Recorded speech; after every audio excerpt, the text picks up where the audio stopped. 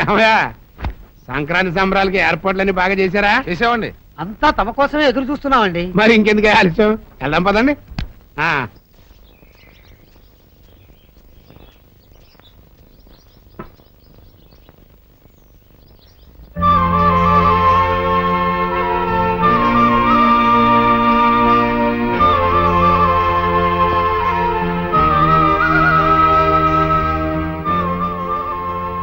వీరుడు,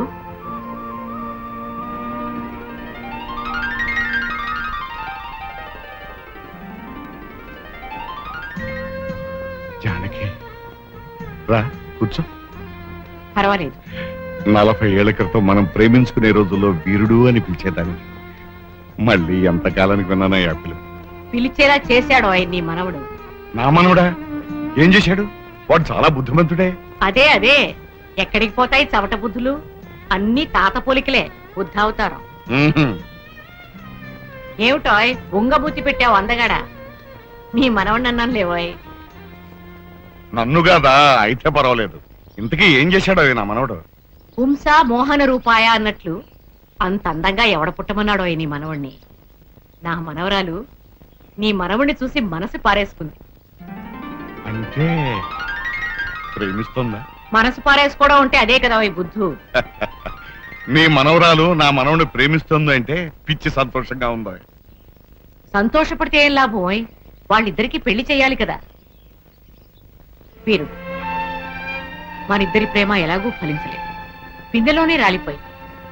మన పిల్లలైనా ప్రేమించి పెళ్లి చేసుకుంటే మనం ఆను మగలం కాలేకపోయినందుకు కనీసం అయిన వాళ్ళమైనా అవుతాం. అలాగేనా? తప్పకుండా వాళ్ళకి పిలిచాను. ఎలా చేస్తావోయ్?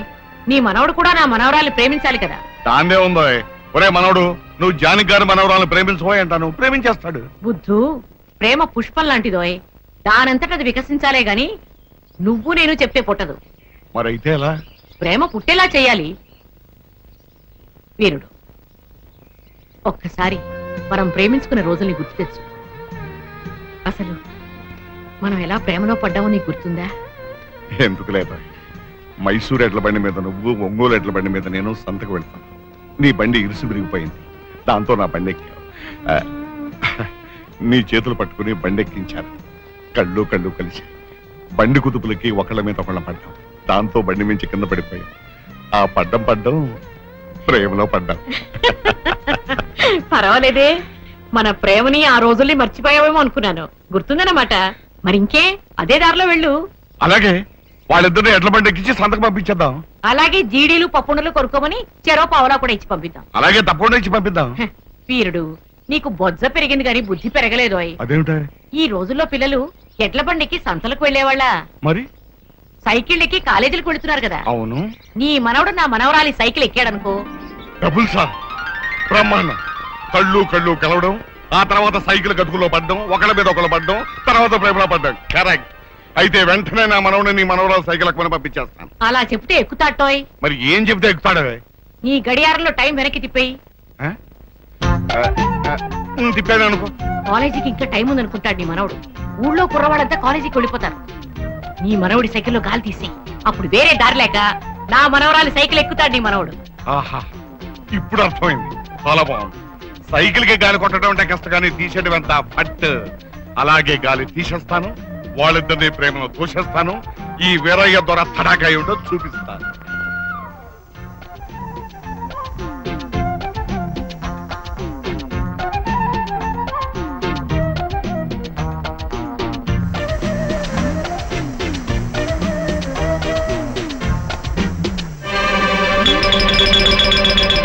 గాలిలోన తేలిపోయే విమానమెక్కర మనవడ. ఏంటయ్యా, ఏం నువ్వు చేస్తున్న పని? పిల్లాడు కాలేజీకి వెళ్ళని తయారవుతుంటే పిల్లాడి సైకిల్ గాలి తీసేస్తావా? అసలు నీకు బుర్ర ఉందా? ఆహా, బుర్ర పని చేస్తుందా అంట. గాలి ఎందుకు తీసావు చెప్పు మరి కదులు. అబ్బే ఉత్తినే గాలి ఆడక ఒక్కపోస్తుంటేను.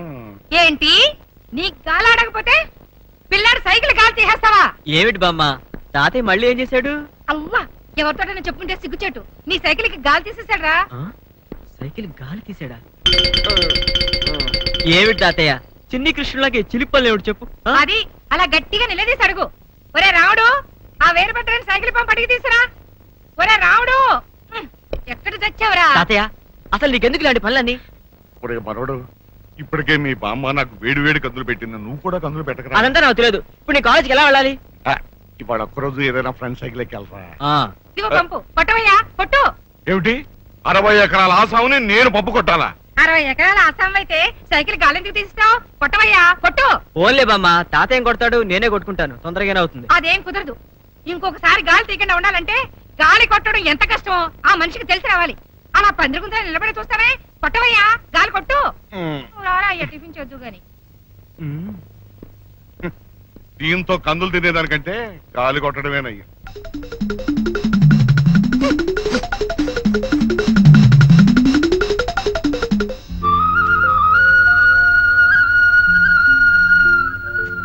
వీరుడు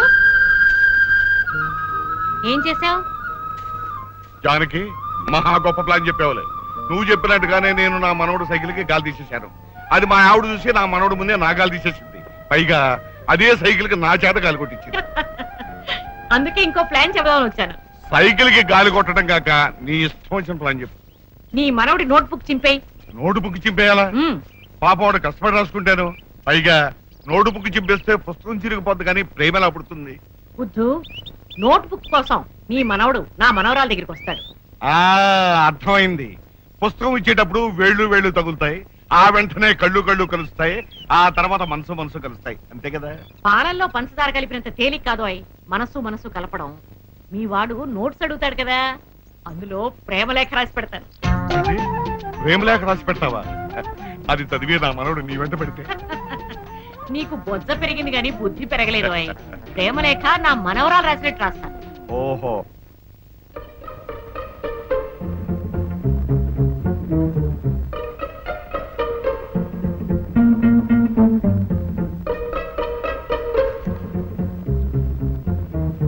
తమలపాకుల గురించి రాసుకుంటావా?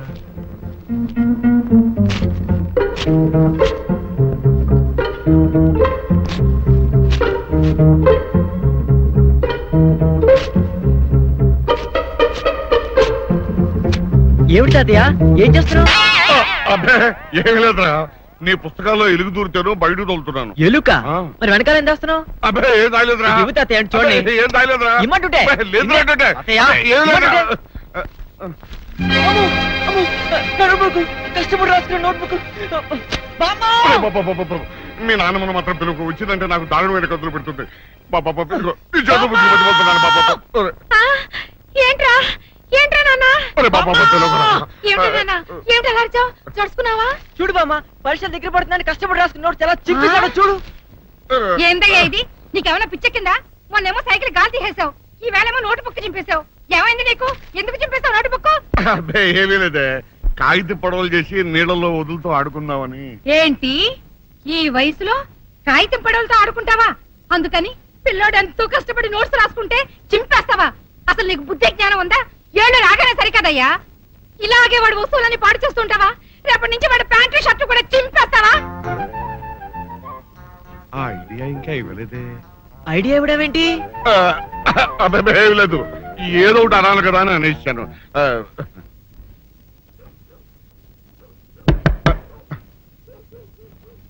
ఎవరో తలుపులు కొడుతున్నారు. ఒకవేళ దొంగలు కాదు కదా? రైట్, వెళ్ళాకరా అనుకో.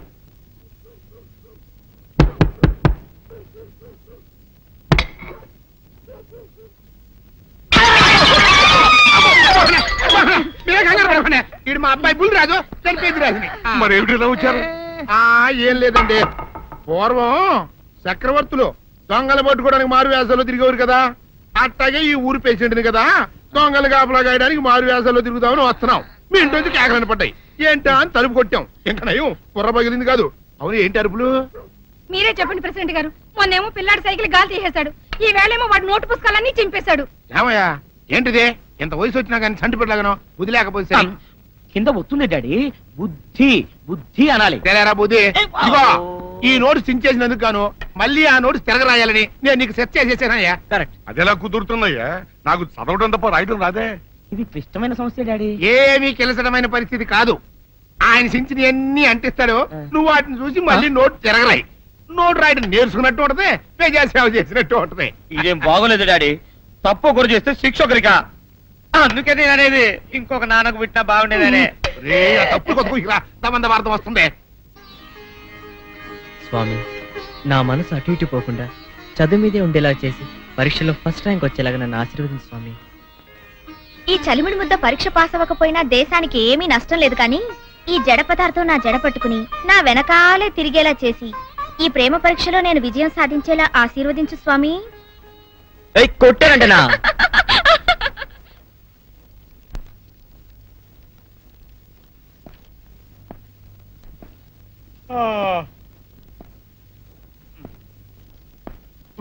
ఏంటి లేస్తున్నావు? ఇదిగోండి సార్. ఖాళీ పేపర్ ఇచ్చాడే.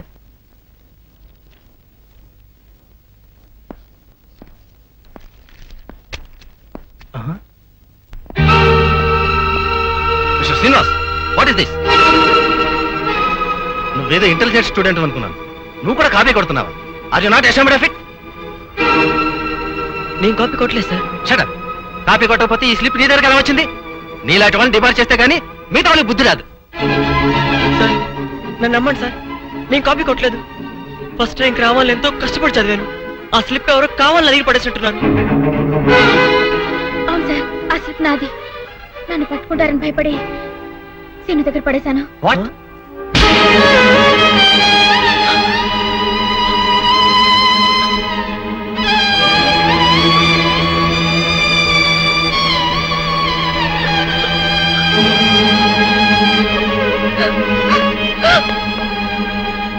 ఏమిట్రా నువ్వు చెప్పేది? అవునరా, పరీక్షలో డీబర్ అయితే మా నాన్న చంపేస్తాడని భయపడి ఆ స్లిప్ నేనే పడేశాను. సారీరా. సౌందర్యం నిన్ను సేవ్ చేయాలని ఆ తప్పు తన మీద వేసుకున్నా. నువ్వేమో అనవసరంగా అమ్మాయిని కొట్టేశావు. అయ్యయ్యో, అందుకనే మరి పాప అమ్మాయి ఏడుస్తూ వెళ్ళిపోయింది.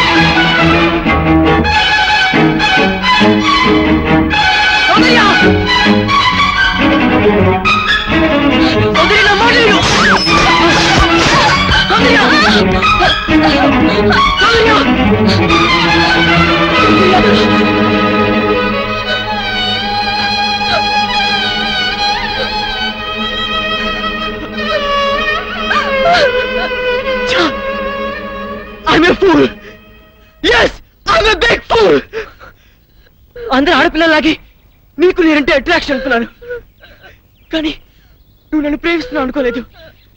నువ్వు నాకు సాయం చేస్తే నేను మీ చేయి చేసుకున్నాను. తప్పు చేసి సారీ చెప్పడం తప్పించుకోవడమే. అందుకే అందుకే నన్ను నేను శిక్షించుకుంటాను.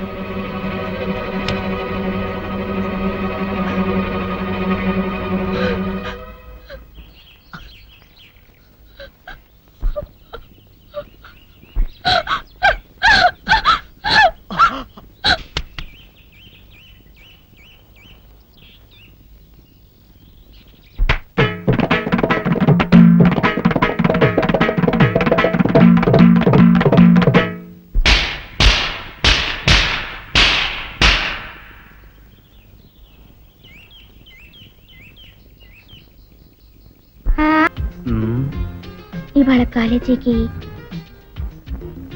డుమ్మా కొడతామా? మోహన్ చూడరా, మనం ఉన్నది కాలేజీలోనే కదా. కాలేజీలో ఎక్కడున్నావు?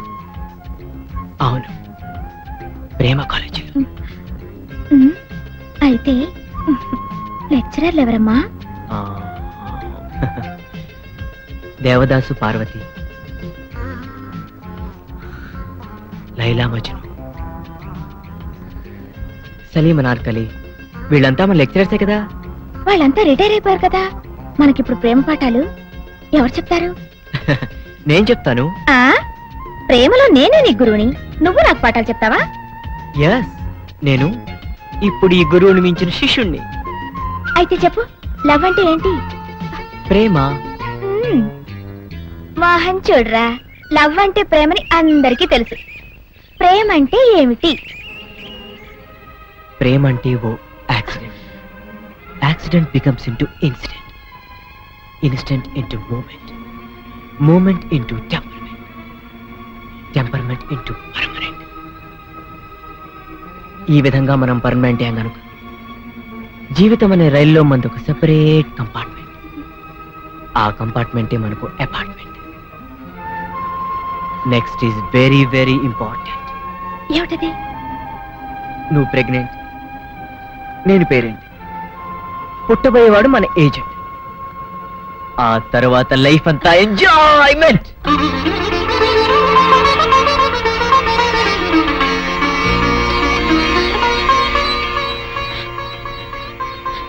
మోహన్ చూడరా, అమ్మా, నాన్న, నాన్న, గౌరీ, బయటికి రండి. నా పెళ్ళాన్ని తెచ్చా. ఏంటమ్మా అలా తడిసిన చెక్కలా బిగుసిపోయారు? నేను ఇన్నాళ్ళు చెప్తూ వచ్చానే, నా కోసం నాగసుందరం వెతుక్కుంటూ వస్తుందని. ఇదే ఫ్రెష్ గా బేతాళం నుంచి, సారీ పాతాళం నుంచి వచ్చింది. సర్పసుందరి పెళ్లి చేసుకుని వచ్చా. నమస్కారం అత్తయ్య గారు. అమ్మా అమ్మా, ఇదేవతో నీకు టోపీ వేసిందిరా నాయన. ఏమండి ఏమండి? ఏంటి మిమ్మల్ని అనేది అంటుంది? అంటే నువ్వు నాకు టోపీలా ఉన్నావనన్నమాట, అంటే కిరీటంలా ఉన్నావనన్నమాట. రామచంద్ర, ఇదేమిటే? అయ్యో, నా కొప్ప మురిగింది. లంగా అయితే మొహమ్మద్ తీసుకుంటావంటే? దించవే, దించు, దించవే. ఇది మా నాగులో కాసారం. పావుగా ఉంటే తోకెత్తి నెత్తిని నెట్టుకునేదాన్ని. మనిషిగా మారాను కాబట్టి లంగా అయితాను. నా గ్రహచారం ఇదే ఆచారమే. అవును, పెళ్ళయ్యాక మేము పరాయి మగాడి మొహం చూడకూడదు. చూస్తాయే సీపాడు పరాయి మగాడిని ఎట్టగండి చూసేది. సిగ్గు ఏమి సిగ్గే? నువ్వు లంగా అయితే మొహమ్మద్ వేసుకుంటే అమ్మో నేను చెప్పలేను దేవుడు. సిగ్గులేదా? చూసినట్టు నాకు తెలియదు కదా. నోరు మూసుకొని అమ్మ కడుపు మాడ. నీ లాజిక్ నట్టేట్లో కలవా? నీకు ఈ ఆచారం ఉందని తెలిస్తే ఊళ్ళో వాళ్ళందరూ పొద్దున లేచి నా ఇంటి ముందు నిలబడతారు. నువ్వు వాళ్ళని చూసి లంగా పైకి ఎత్తితే అమ్మో నాన్న నువ్వు వెనక తీసుకుంటూ లోపలికి కర్మ కర్మ. వెళ్ళు. వెళ్ళాడు, దించు. నాగులు, నా కోసం ఈ ఆచారం మార్చుకోలేవా? కట్టం నీకు ఇట్టలేత చెప్పు, నేను మా నాగలోకానికి వెళ్ళిపోతా. వద్దులే, పరాయి వాడిని కంటపడకుండా నేనే చూసుకుంటాను. పద లోపలికి.